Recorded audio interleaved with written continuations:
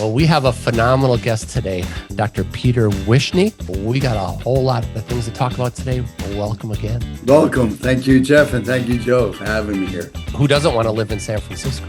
Correct, right. I think you're just getting older. Well, there's that. Learn how to run your medical business. 2-day seminar in New York City, $99. I love the podiatry part, but I equally love the business part. When did you start helping other people? To your point, Peter, nobody teaches you the business stuff.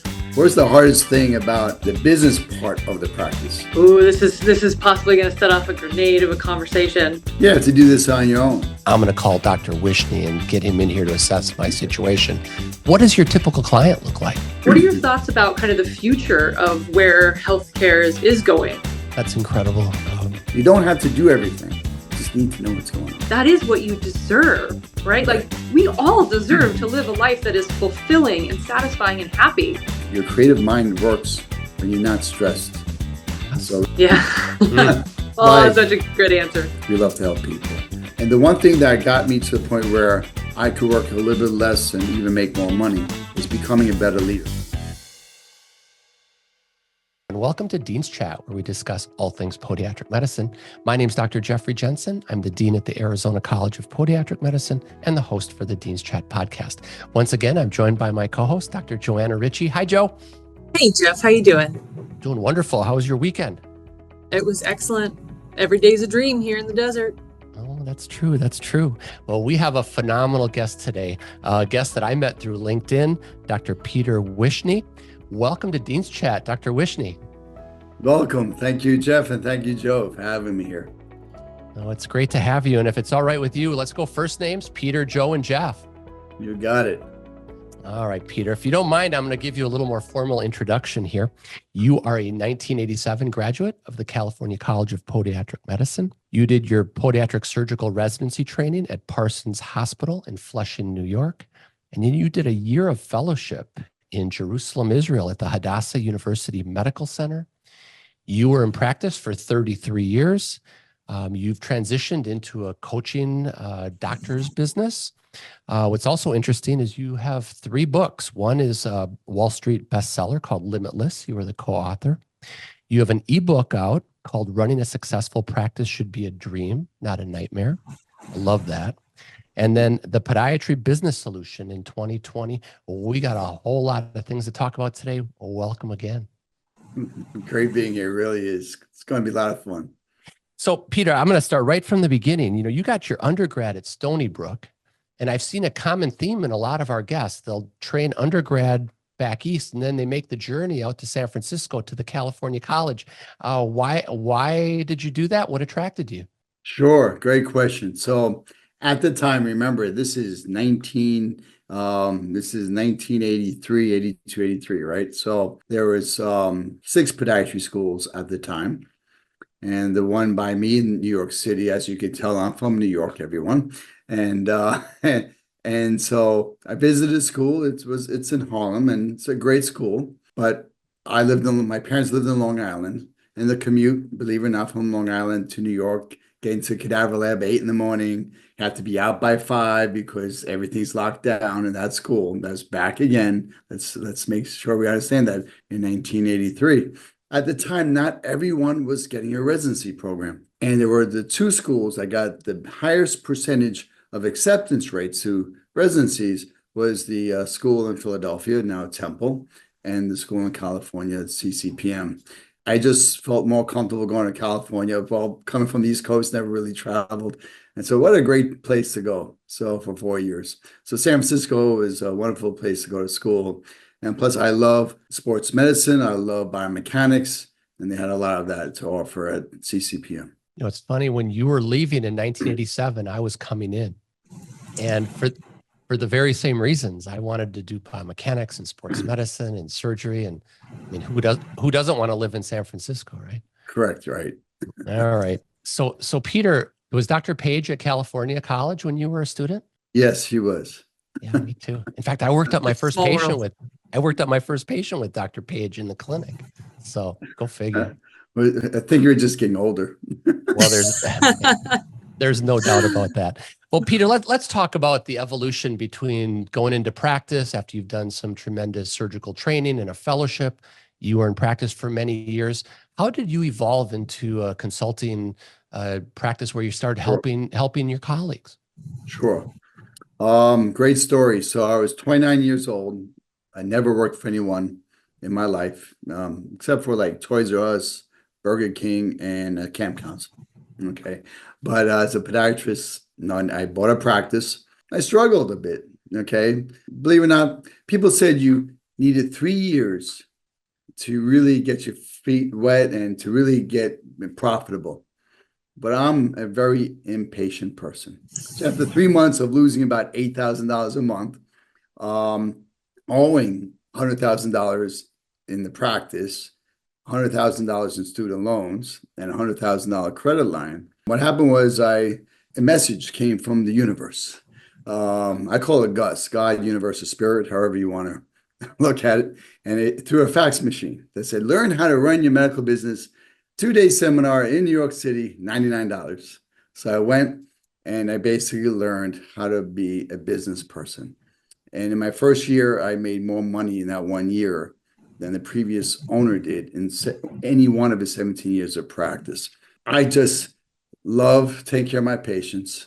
I love the podiatry part, but I equally love the business part. I just gobble up all motivation, leadership, how to run your business by numbers, everything I get my hands on. And then as I developed the practice into 2 offices, 5 associates, I said, you know what? I just love to give back. Why do people have to suffer? And I don't know if any of you have children, but we all need to suffer a little bit because we don't always listen to our parents and they need to learn it on their own, right? And the same thing with our young doctors. The information might be there, but they're going to go through a whole process of making mistakes. And there's a great book called The Obstacle is the Way by Ryan Holiday. And you have to go through obstacles. Okay. And I believe the obstacles are there to see if you truly want what you really want. Okay. Because you have to overcome them. It's hard.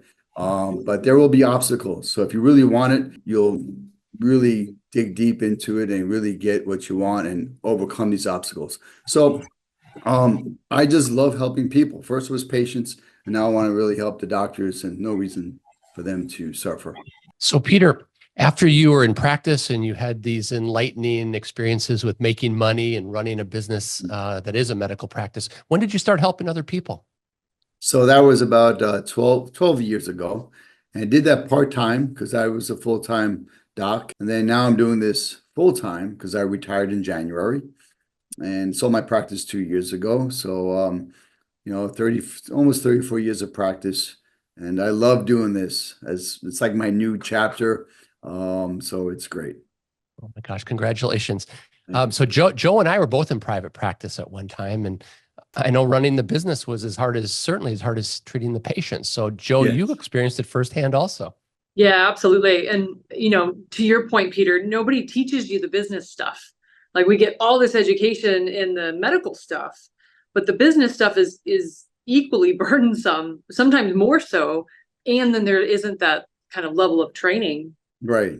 Absolutely. It's, you have to do this on your own. And like I said, you make mistakes. So I know you're asking me the questions, but Joe, since you're in practice, what's the hardest thing about the business part of the practice? Ooh, this is possibly going to set off a grenade of a conversation.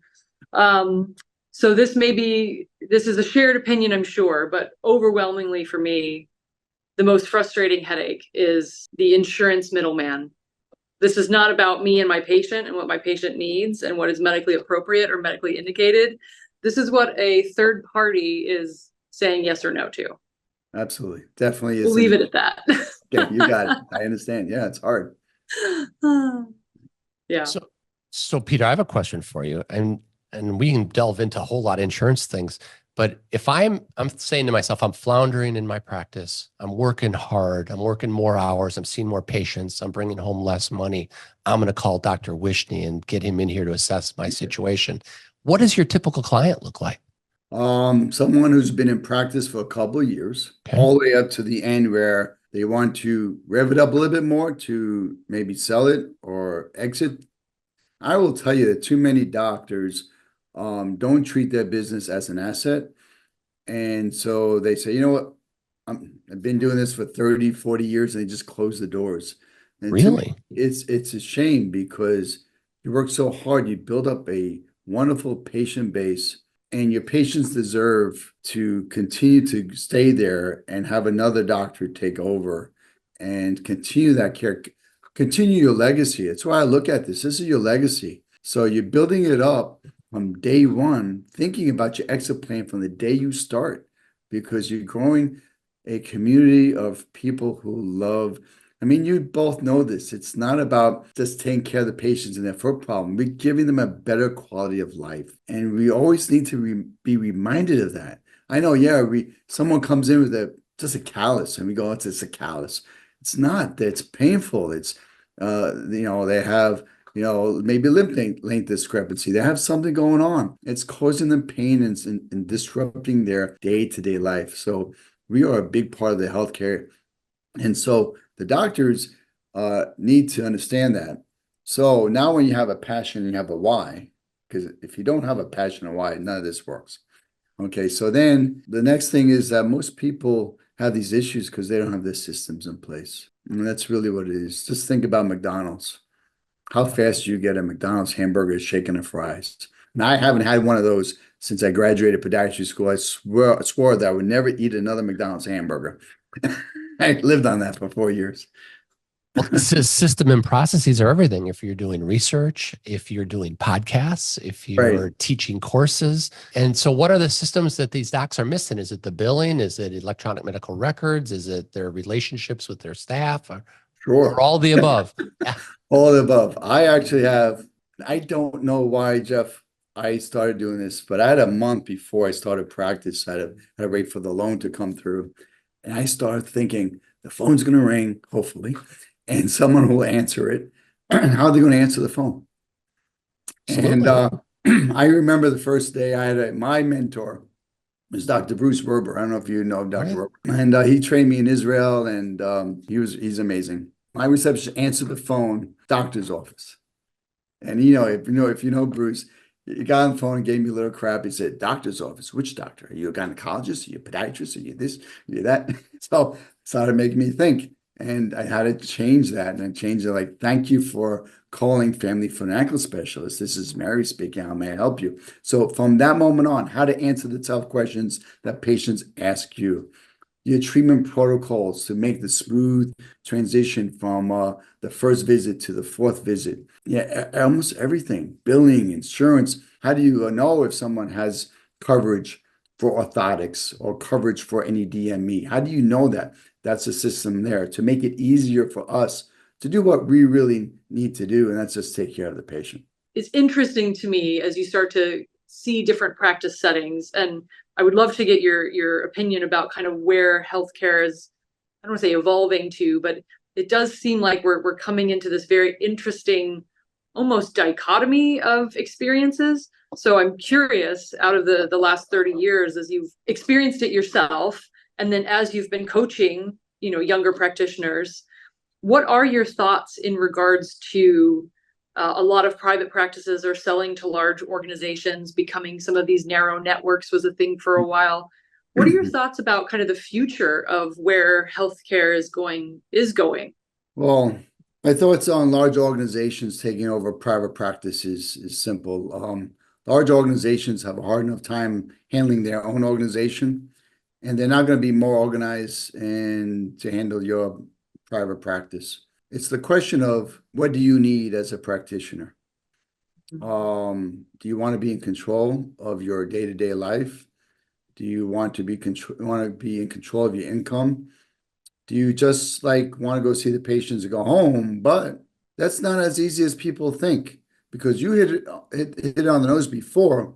If you're still getting probably a salary, maybe a bonus structure as well. And if you don't know if somebody's getting paid and you keep on providing services and you're not getting paid on it, you're working hard without knowing if you're going to get reimbursed. And before we go on with that, it's okay to provide services where you don't get paid. Okay. We're doctors and we're here to take care of the patients first. But if you did that for every single patient, the doctor who's a great doctor but doesn't have a profitable business is out of business and can't help their people. Okay, so you need to know that. If someone comes into my office and they can't afford a pair of shoes and they're diabetic, the shoes are on me. I mean, it doesn't matter insurance or not because we are doctors first. And I just want to make sure we understand that. Absolutely. So a couple questions I have for you, Peter. When I was in practice, I had a philosophy that I had great people in place from an office manager perspective, kind of in my HR. And I thought to myself, I'm going to do the things I do best. I'm going to see patients. I'm going to do surgery. I'm going to do my charts, and I'm going to interface with referring doctors. And that's what I did. That's the only thing I was really good at, right? But I put the right people in place to manage the practice and, hire and fire the MAs and things. And it worked out great. Can we still do that today? Can docs still do that? That was like 10, 15 years ago now. Sure. I just would add one more thing to this. Okay. We are in the people business, and that people business is not just the patients. Okay. And that's the staff. And the one thing that got me to the point where I could work a little bit less and even make more money is becoming a better leader. I'm a certified John Maxwell leadership coach. I did that on purpose because when I learned to become a better leader, teaching my staff to lead, who then trained the new people to be leaders. What I mean by leaders, not everyone is leading the office. They're taking control of their job and position. If their job is as a biller, collector, their job is to do that and make sure that everything they need, everything that your biller needs, such as from the front desk, they need the data entered properly. They need all the information they need to send out a claim. They're in control of that. And you teach them to lead so they're respectful to the people in the office, where they say, okay, I need this and I need this in order to do that. Now I know you need something from me. And that is, I need to put the information in the patient's notes properly, saying, I called Mrs. Jones for their $50 bill. Okay, she said she will pay for it on the next visit. Now you see that up front, and the front desk is now communicating in the back. So that's leading, better communication, teaching other people to do that. So we can't take our great staff and just give them more work. And that's what we do.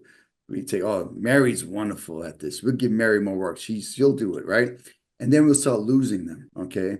Right. We need to sit down, have meetings, and say, how, as the doctor owner, how can I help you do your job better? Okay, what do you need from me? Okay, and we need to check the pulse of each individual. If you treat your staff like you treat your patients, the staff will treat the patients the way you want them to be treated. Love it. Let me bring up another point about when I was the dean in Miami. It would have been maybe 2014, about 10 years ago. Mhm. I had a meeting with the students, and it was kind of one of those let your hair down meetings. It said, what do y'all want? What do you want out of this podiatric medicine career? And I was thinking entrepreneurial. I was thinking private practice. Let's, scale up the business and let's deliver the best medicine possible. That's not what they wanted. They said, I want a job. I want 2 weeks vacation. I want to go home at the end of the day and not be on call. And there's been a transition there, and I've seen it. I don't always relate to it because I don't think I'd want to just show up and work and go home, but that's how people are being trained now. And that's the mindset. Your thoughts on that? True. I'm seeing more and more lately that doctors are opening up their own practices. Oh, Okay, I love that. Yeah, I'm seeing that. It's again up to the individual. 2 weeks vacation, but that's the thing. You work for a company, you work for another doctor, you get you 2 weeks, but the owner gets his 2 months or 6 weeks or 4 weeks. Everyone else gets a little bit more. It's okay. My uncle, which I didn't listen to him, said, yeah, you'll be an apprentice, work for someone for a couple of years, learn the trade. Yeah, I didn't do that. And it's okay if that's your plan. I think that's nothing wrong with it. I still think it's okay to work for someone else, but make sure that you know exactly what you want. And I will tell you, people say about, I don't know, today's generation, they just want to not work as hard. And that is a total misconception. I don't know if you see that, but it's based on your background and your work ethic. I don't care if it's 2024 or 1984. the work ethic, it's the same. It's based on your family background, your upbringing. And what I think they have it right though today, compared to my father, who worked every night late, came home late, worked his tail off. They will work hard. If your hours are 9 to 5, 10 to 8, whatever it is, they'll work hard in those hours. But then when they're done, they separate their personal life from their business life. And I think they have it right. Get everything done, get your notes done, get everything you need to do for your patients, and get it done by the end of the day. So maybe you stay only another 15 minutes, half an hour the most, and you go home. Joe, that's been a continuing theme here on Dean's Chat. Yeah, I fully agree. I think that this generation is outstanding, and I very much disagree with some of the common pulse of, lack of interest or enthusiasm or work ethic. I think I mirror everything that you just said, Peter, that it's just a different ranking of priorities. And I feel like, and again, we've seen, it's interesting because I was in a group that was, had some similar things thrown our direction, like as a millennial, like, oh, you guys just expect everything and you're entitled to everything. And that really wasn't the case at all. It's just a different set of priorities. And so helping identify what are the things that motivate you, exactly what you were just saying, what are the things that light you up? And then how do we build a life to support that? Because as you said, that is what you deserve, right? Like we all deserve to live a life that is fulfilling and satisfying and happy. Absolutely, right? But that doesn't mean it's going to come for free, right? And that's where it's not an entitlement to that, but you do deserve it. So as you have been coaching physicians, if they are struggling is maybe not the right word, but they are seeking help. What are some of have you seen trends or common themes in terms of where people maybe get a little off the rails or how they get sidetracked? I don't know, I'm just off the rails, I guess. Life. Yeah. Mm. Oh, such a good answer. Marriage, children, just life issues, family issues. We all have it. Okay. You just need to be able to separate and need to stay focused and realize what's important. So when I coach, it's not just being a better business owner, making sure all your goals, relationship goals, your hobbies, financial goals, health goals. Then what happens, you work, and forget to go to the gym, eat right. And then next thing you know is your health suffers, then your business suffers. If your relationship suffers, your business suffers. Okay, if you don't have time to go on vacation, you're exhausted, low energy, your business suffers. So everything, I love this quote from Gandhi. And you picture a pie, and there's different parts of the pie. And that's all those goals I just mentioned, your hobbies, your vacations, your relationships, your health, your finances, whatever. If one of the pieces of one piece of the pie is rotten, the whole pie is rotten. And so you need to be at time. It's time management. It's hard to manage time, but it's how to be really good at planning. Okay. And I have in front of me my Full Focus Planner by Michael Hyatt. And it's not just a thing where you make lists. It's what are your goals, or every quarter, put down my goals. I read my goals every day, health goals, relationship goals. We forget things. I mean, when's the last time you called your best friend up? Okay. Right. So things like that, believe it or not, people think I'm a little crazy, but all right, Thursday, I'm going to call Bill up, right, and see how he's doing. Okay. But if it's in there, it gets done. Like, otherwise, you get sidetracked. And that's what it is. And then there are people who just have so many obstacles in their practice, they get overwhelmed and don't know what to work on first. Love Yeah, it. Jeff, you and I have talked about the one thing. I'm gonna throw that ball back at you.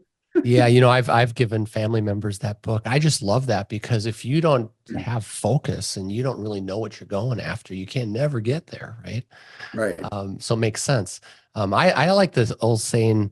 I don't even know who said it first. But leaders do the right thing and managers do things right. You have to know when you're leading and when you're managing, and there is so much in that statement for me. I mean, it's helped me a lot, because if you're managing everything, but you're not managing the right things, you're heading down the wrong path. You're climbing the wrong tree, right? So I think that's That's fascinating. Joe, I just love that. I mean, the same themes keep coming up. I just think Yeah. it's great. So Joe and I both looked at your CV, Peter, and we dialed into your lectures and some of your expertises. Would you like to kick that off, Joe? Sure, let's kick it off.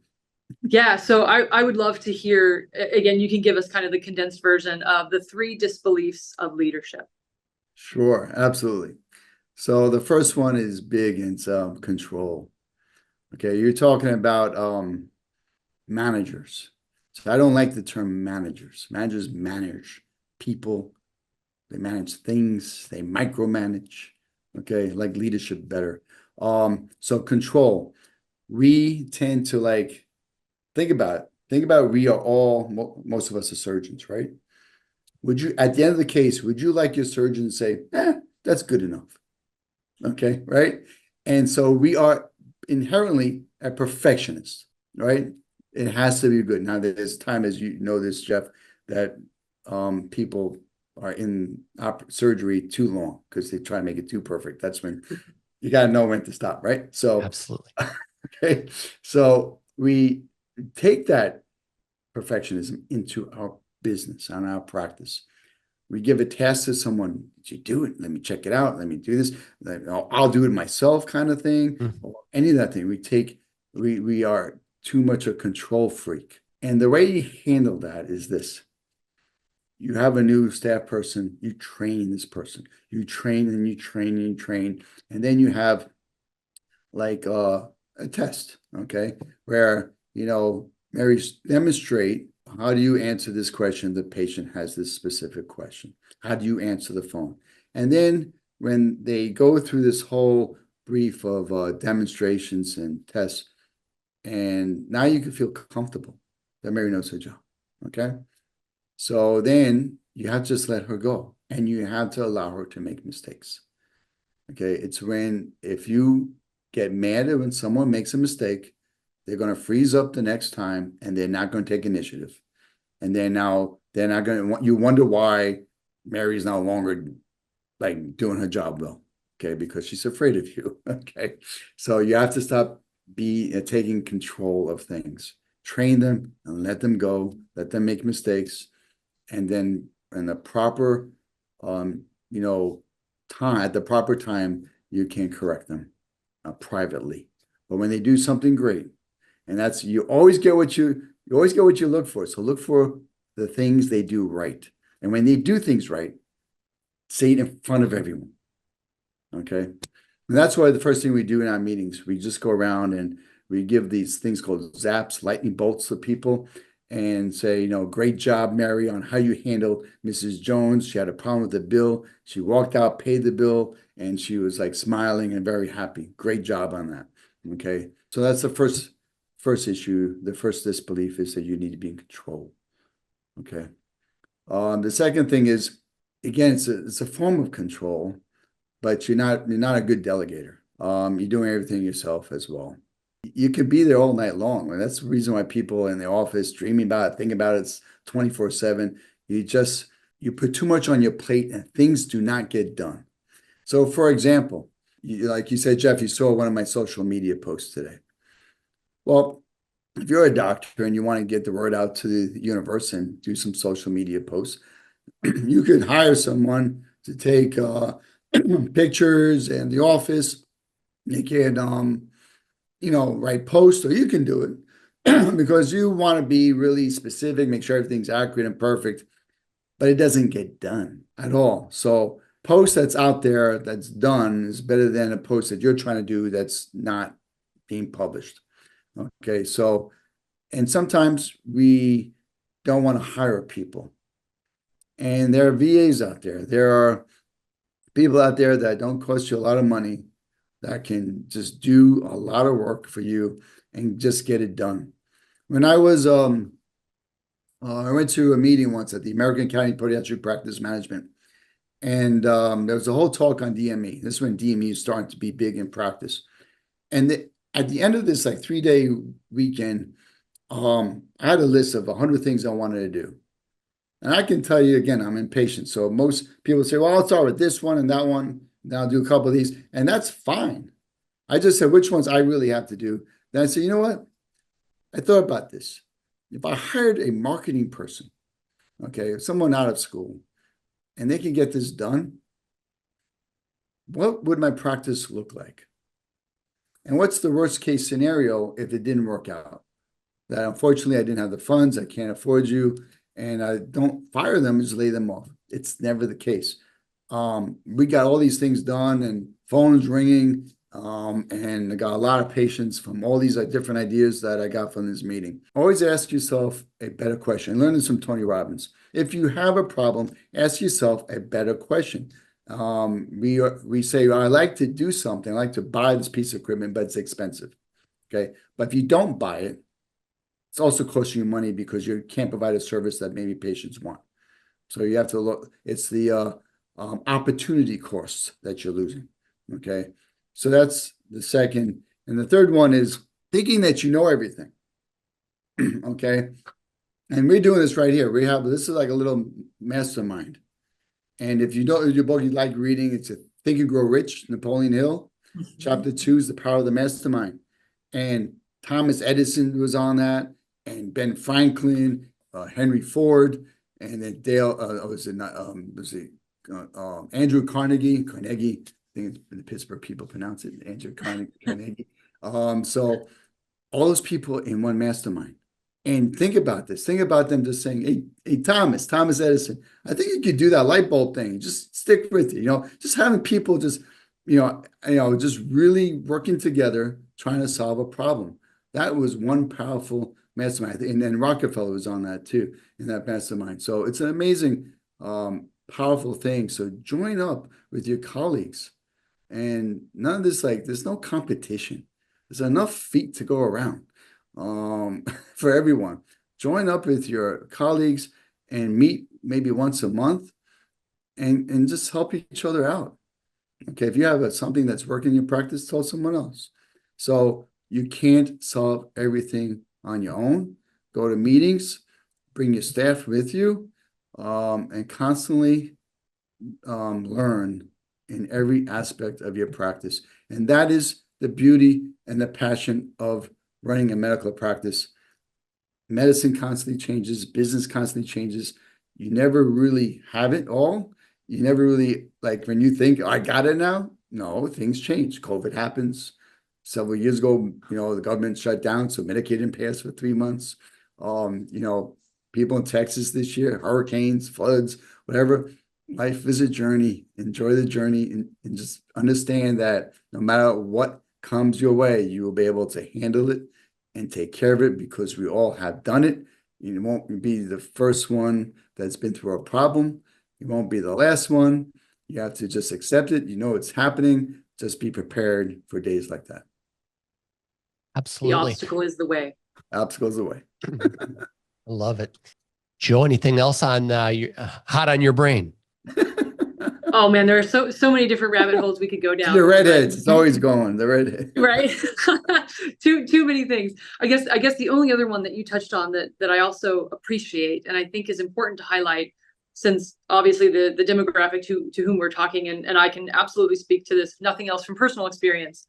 This mentality as a perfectionist is, and also, people that go into medicine, we go into it with the mindset of, you want to go into it to help people, but you have to remember that if it is your responsibility to take care of yourself and your hot brain or whatever it is that is pulling you away from the things that you want to achieve, and just trying to say, oh, I'll just keep taking it on. At some point, it's not that you are failing because you're not perfect enough.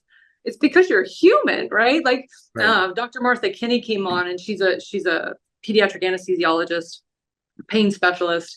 No. And I love that she brought that part to it. And you had hinted to this too.